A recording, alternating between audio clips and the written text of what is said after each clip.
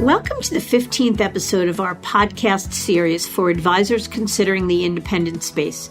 Today's episode is What It Takes to Build an RIA. I'm Mindy Diamond, and this is Mindy Diamond on Independence.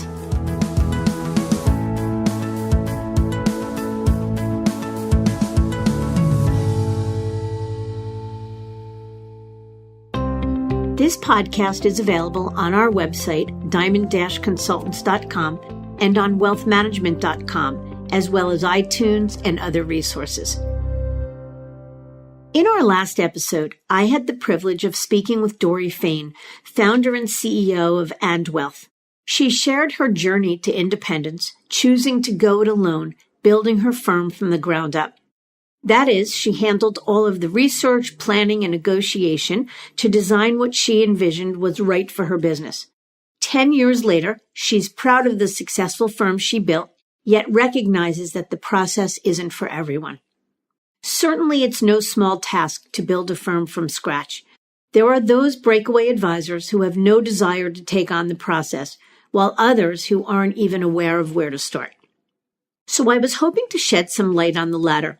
Joining me today is Matt Sonnen, founder and president of PFI Advisors, the El Segundo, California-based operations and tech consultancy that specializes in transition support for billion-dollar breakaway teams. Matt will share what it takes to build an independent business and what questions you need to ask and have answered before you start your RIA firm. And Matt certainly knows what it takes. He learned the ins and outs of the wirehouse model at Merrill Lynch in the late 90s, but it was after his departure in 2005 that he got his introduction to the RIA space, having helped build the infrastructure for Luminous Capital, one of the industry's greatest breakaway success stories for transitioning a large Merrill Lynch team to the RIA channel prior to its founding in 2008. As COO and CCO at Luminous, Matt navigated the technology and compliance challenges as the firm grew from $1.7 billion upon launch to nearly $6 billion in assets in less than 5 years. In 2012, Luminous Capital was sold to First Republic Bank for more than $100 million. Matt then moved to Focus Financial Partners in New York City, where he helped breakaway teams and recently formed RIAs develop strategic initiatives to benefit from best practices, streamline operations, and improving efficiency. In 2015, Matt and his wife Larissa, a former AXA advisor, started PFI Advisors with a mission to further evolve the RIA industry from a collection of practices to businesses, and to be a continued voice in validating the industry as a legitimate landing spot for billion-dollar teams and their clients. Let's jump into the conversation.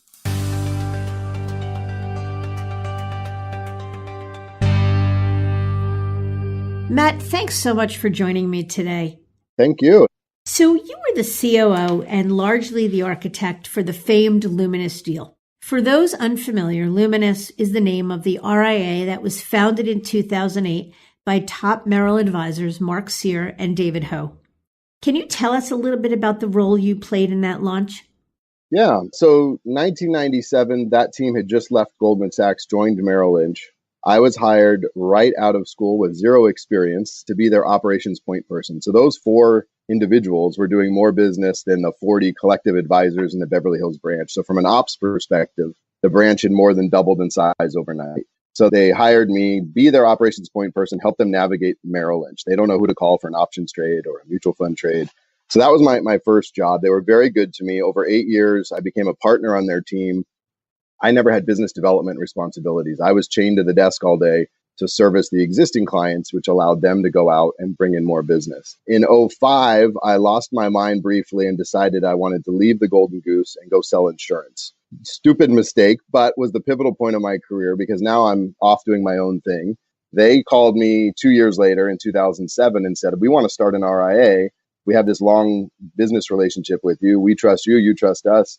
You go figure it out. We don't know how compliance works, custody works. You go build it and call us when you're ready. So I spent about 7 months in late 2007, early 2008, just learning the RIA universe. Built a Los Angeles office, a San Francisco office, and then called them in May of 2008 and said, were ready to go. So they left with $1.7 billion of assets, and I stayed on as the COO and CCO for the remainder of the run. And was the transition smooth? At a high level, yes, it was definitely successful. 100% of the clients that we invited joined. So the quick answer is absolutely. There's always hiccups, and I wouldn't call them mistakes, but I did write an RIA Biz article a few years ago, top 5 mistakes I made while building Luminous Capital. So there's always little hiccups here and there, but when all the clients come, you can call it a success. I would agree. So you said they reached out to you and said, hey, we want to build an RIA. That was largely at a time before it was really in vogue to become an RIA. So what made them want to do it? What was their driving force? They're just very entrepreneurial in nature. They kept going to Merrill Lynch with investment ideas. Hey, we've uncovered this, and it may have been a mutual fund. It may have been a separately managed account. It may have been an alternative investment, whatever. But we found this investment that we think would be a great idea for our clients. Basically, what they're saying is that they're not paying to get access to the 17,000 Merrill Lynch advisors. So they weren't allowing advisors to show that to their clients. It just finally, the straw broke the camel's back. It happened one too many times. And they said, let's go start our own firm where nobody's telling us what investments we can and can't show our clients. So, Matt, you mentioned that the Luminous guys got the idea to be an RIA because there were gaps in the investment solutions they were able to offer clients. That was many years ago. Do you believe that that is still valid, that wirehouse advisors are limited in the things that they can access? And if so, what are some of those gaps? Yeah, the Luminous transition was 10 years ago today, actually, ironically. So it's been 10 years. And yes, we do still hear this from wirehouse advisors. I just can't communicate with my client the way I want to. I can't show them the investments and product solutions that I want to here at the wirehouse. And I just can't be a true business owner here at the wirehouse. A lot of these advisors that are entrepreneurial, they say, I want operating leverage. Being on a fixed payout, as I grow my business, I'm still getting paid the exact same amount percentage-wise of my business. As if I'm a true business owner and I own the firm, I have operating leverage. As I grow my AUM, my expenses aren't growing dollar for dollar, and I'm going to pick up a profit margin as the business grows. That doesn't happen in the wirehouses. Okay. So let me back up for a second. After you left Luminous, you went on to become a vice president at Focus Financial Partners. So clearly you've got a lot of hands-on experience in building and launching RIAs. And it seems like all of that experience was the perfect segue to building your own business, PFI. So tell us what PFI is all about and the work that you do. Yeah. So when Luminous sold to First Republic, obviously it was such a big story, a big success. A lot of people told me at that point, hey, you should leverage this exposure and you should start your own firm. You should be a consultant to the industry. And it was tempting, but I was a little gun shy just because while Luminous was successful, I only knew how one firm was doing business in the RIA space. So going to Focus Financial Partners, I did a few more breakaways from different wirehouses. So that was invaluable experience there, not just a Merrill Lynch breakaway. But probably more importantly, I got access to 35 of the larger RIAs in the country. I was able to do operations and technology consulting projects for them. And I worked very closely with a lot of the COOs and CEOs of those firms and was able to see how other firms were doing business in the RIA space. So after 2.5 years there, I felt confident, okay, let's start our own firm. And we started PFI Advisors. We call ourselves operations and technology consultants for the RIA space. I mean, there's 4 channels of that. So we can start a firm from scratch, the breakaways. We can do just traditional ops and tech consulting for an existing firm. They haven't upgraded their technology stack in 10 years. They need some help with a new performance reporting system. And when you drop in a new performance reporting system, is it going to be integrated with the rest of your system? So we can do that work. We do some M&A work, again, from an ops and tech perspective. So we can help a would-be buyer build some infrastructure and some scalable processes and systems before they go into the M&A arena and try to acquire. Or we get a frantic call from a buyer saying, I just acquired a $120 million firm. They have these technology systems. We have those technology systems. How do we integrate? So we can do that work. And then we also have a retainer-based service where we can just be a call a friend, so to speak, for COOs. We have templates and things, and we can kind of guide them through their COO responsibilities. Got it. It's amazing. This cottage industry that's been born to support the independent space is all new in the last 10 years and so incredibly valuable. So congratulations on building what is clearly a necessary model. Thank you. So let's pivot for a second. The calculus for most advisors who are uber entrepreneurial and interested in building their own firm is whether to use a service provider like Dynasty Financial Partners, take on a strategic or capital partner like Focus Financial Partners, or use the custodian directly as their quarterback to help them pull together every vendor, solution, and piece of technology they will need. Can you weigh in for a minute on the differences between these options and tell us where PFI might fit into the equation? Yeah, everyone you've mentioned, plus many others. There's other strategic acquirers. There's other platform providers. All of them do a great job shepherding advisors into the world of independence. I think it just comes down to the size of the team that's going independent and the economics of those various models. A strategic partner, so we're just sort of using Focus as the example, I call that a Shark Tank deal. That wirehouse advisor is standing in front of the judges and saying, I need help getting out of the firm I'm at. I'm willing to give up X% of my company for your resources. And the strategic partner says, great, we're equity partners now. We're going to split bottom line earnings every year based on whatever our ownership percentage is. And for larger teams, let's say $1 billion team doing 10 million of revenue, call it 6 million of bottom line earnings. That's a multi-million-dollar commitment they're making just for some help in getting into the independent spectrum. So the platform providers come in, hopefully that they're hoping they come in after the strategic acquirer presents, and they say, well, that's crazy. Don't sell equity. Sign a service contract with us, and you can plug into our infrastructure. And we've done all the hard work for you. You don't have to figure out which reporting provider is best, which CRM is best.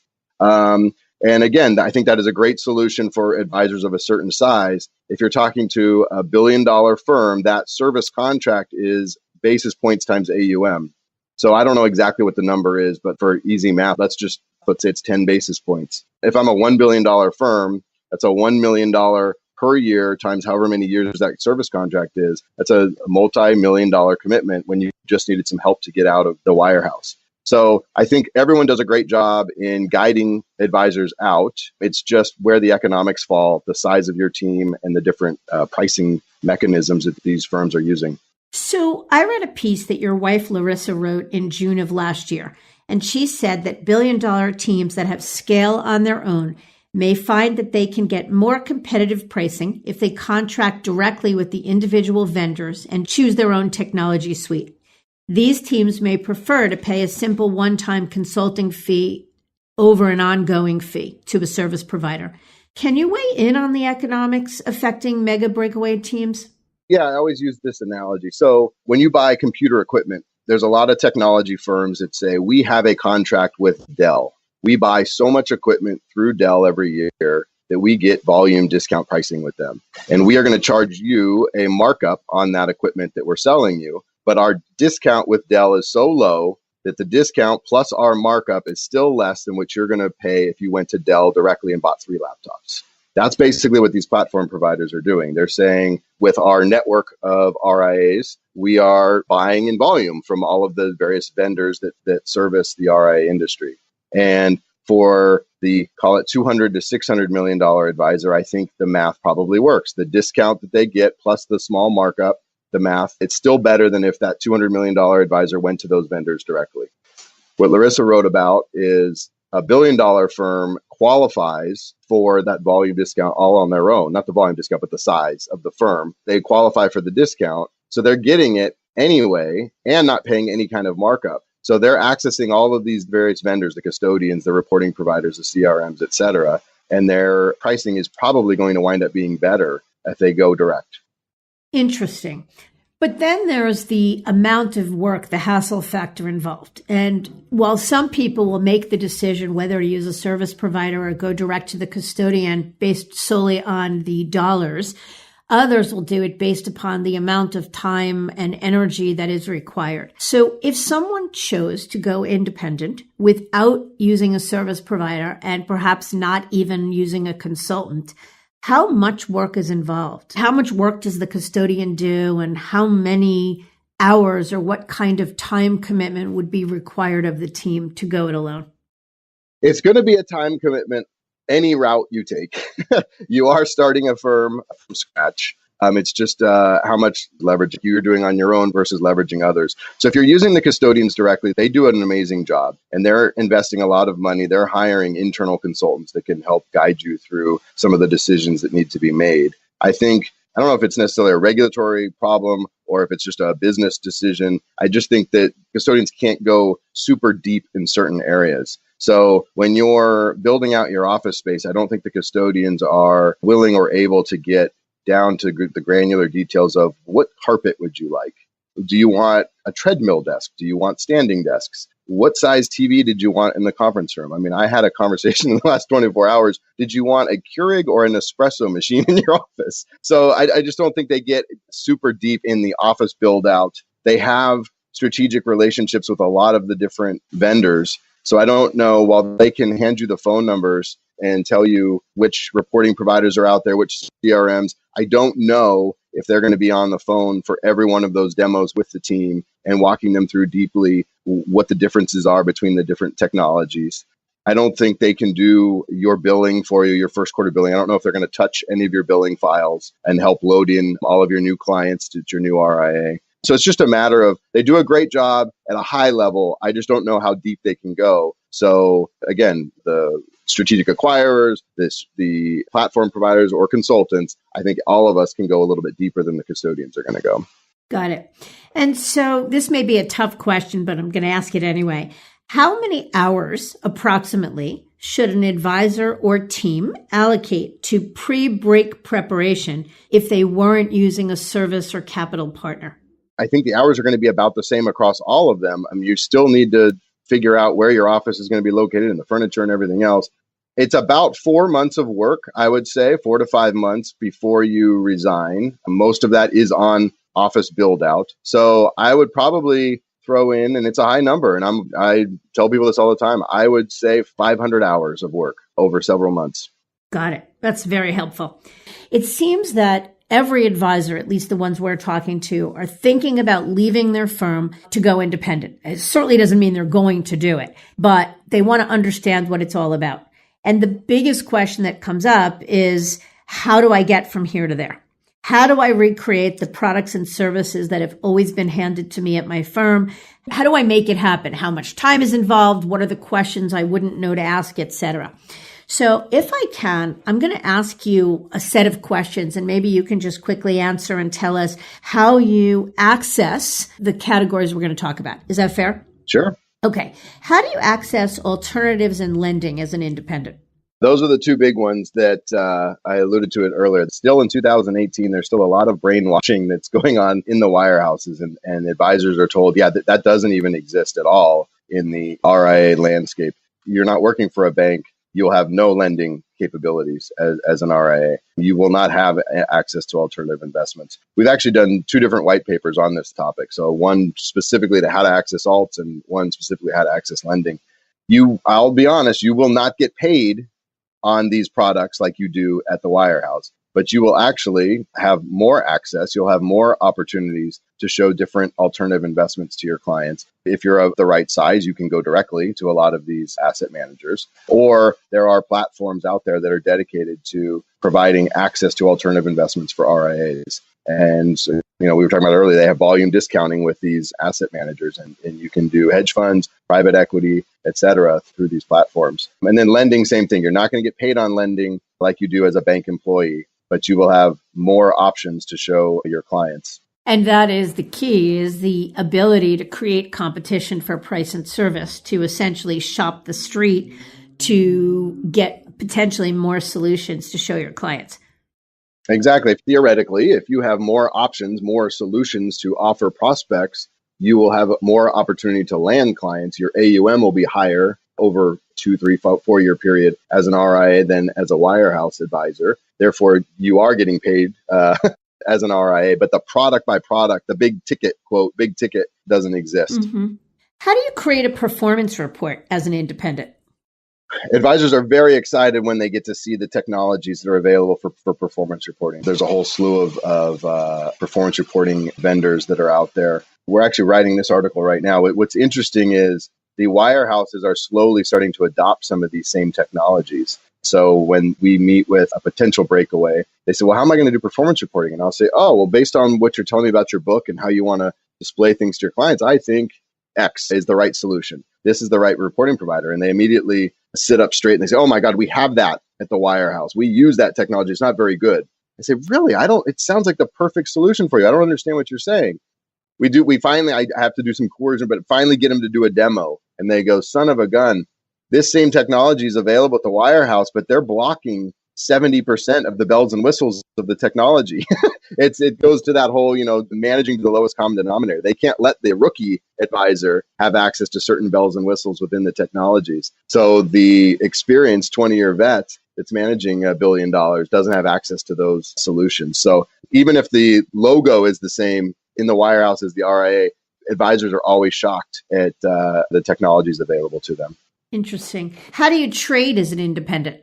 As a, quote, operations and technology consultant, people think I sell a lot of technology. This is the one piece, breakaways, I think they get sold high-end, very robust trading systems. And sometimes they don't need it. If you're not running models, if you don't need to trade across your entire book, the custodians have very good trading technologies. If the client calls and says, can you raise $50,000? I need to send a wire. You can enter that trade right through the custodial interface. You don't need a big trading system. But if you are running model portfolios and you want to sell Apple and buy Google with those proceeds, and you want to do it in 2 clicks across 500 account numbers, there are ranging from very basic to extremely sophisticated trading systems available in the RIA space.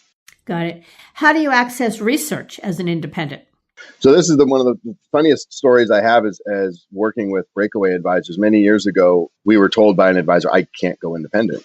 I said, well, why can't you go independent? And he says, one of my models is based on the research here at the firm. I can't go independent. I won't have access to the research. I'm not an employee of that firm anymore. I said, what's the name of the research analyst? Give me 30 minutes. And I emailed the report to his Gmail account. And he was just shocked. He says, I don't understand how you get this. You have access to not only your same firm's research, but now, again, you're able to send reports to your clients from all across Wall Street. So the options are larger for RIAs. And how about marketing and branding? We've been focusing on the consultants that manage breakaways, but there is a whole litany of marketing and branding firms specializing in not only financial services, but in the RIA space and can help advisors. And this is one of the pieces they're most excited about is I can tell my story for the first time. So they can really help them with their logo design, the naming of the firm, the brand messaging, and then just the nuts and bolts of building a website, building the LinkedIn, the social media bios and things. So there's a lot of help there available.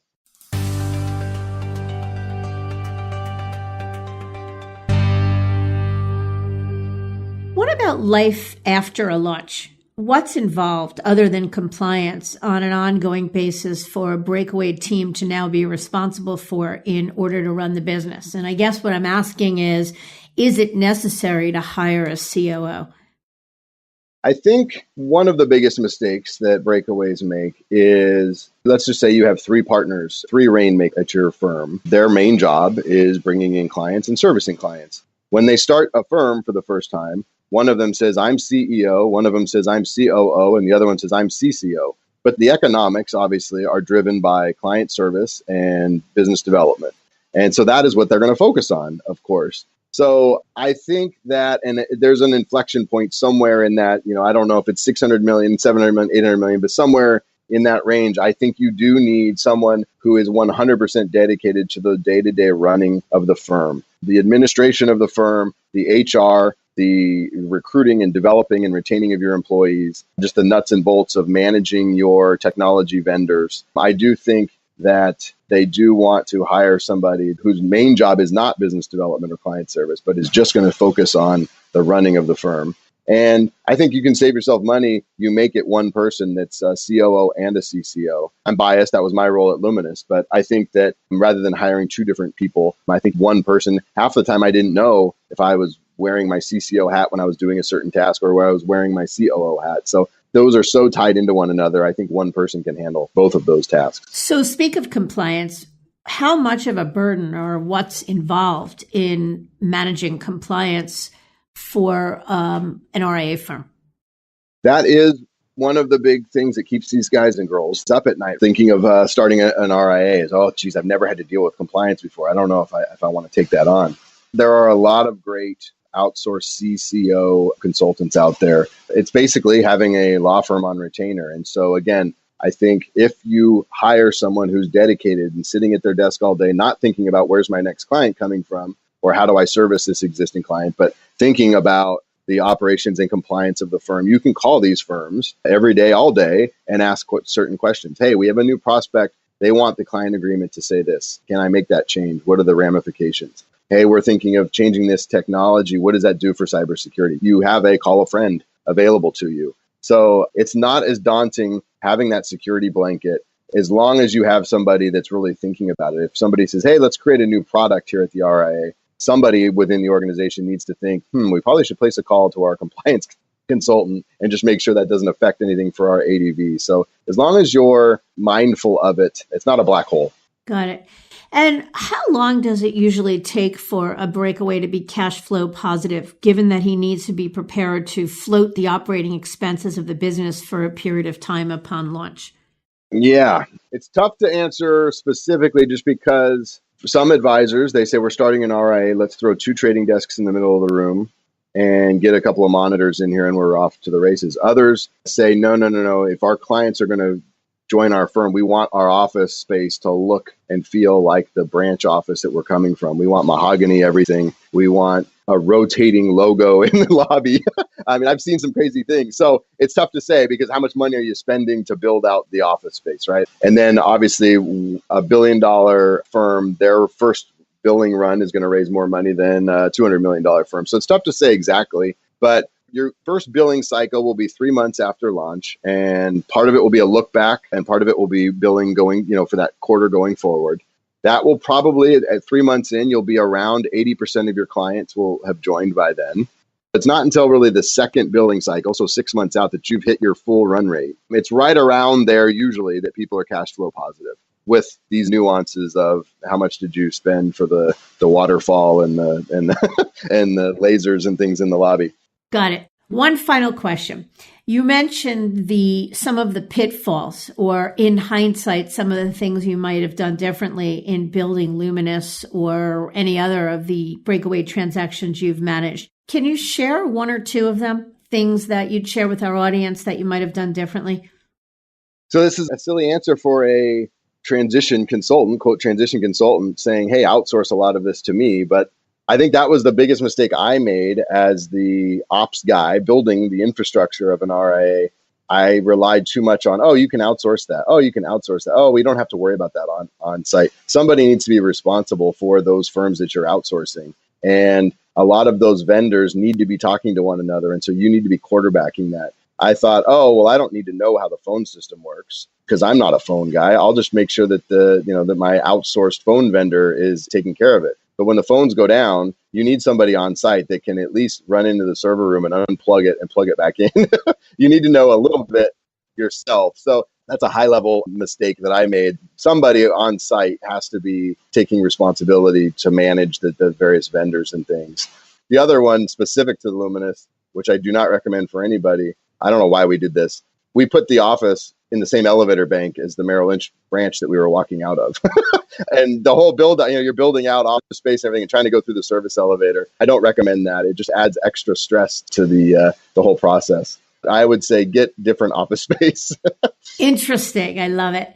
Matt, thank you so much. Really, really helpful and insightful. And we wish you a lot of good luck. Thank you so much.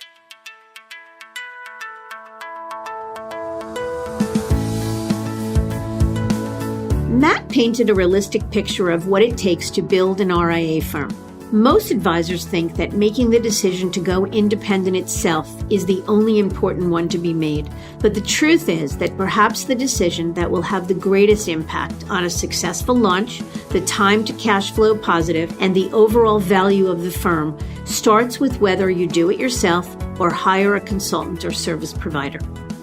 In our next episode, I'll be speaking with Nathan Backrack of Simply Money Advisors. Nathan's name is well known not just for his firm's success, but also for his radio show and podcast that he and his partner started back in the 90s. Nathan will be talking about an important topic for advisors who already have their own independent firms, as well as those considering the space. What does the end game look like for independent firm owners? Who are the buyers? We'll explore how Nathan solved for scale and succession. It's a vital conversation, so I hope you'll join us. Until then, I encourage you to visit our website, diamond-consultants.com, and click on the Tools and Resources link for some valuable content. And if you're not already a recipient of our weekly email, Perspectives for Advisors, click on the blog link to browse recent articles. Feel free to email or call me if you have any specific questions, and I can always be reached at 908-879-1002 or by email mdiamond@diamond-consultants.com. Please note that all requests are handled with complete discretion and confidentiality. Thank you for listening. I also want to thank wealthmanagement.com for sharing this podcast with their viewers and subscribers. This is Mindy Diamond on Independence.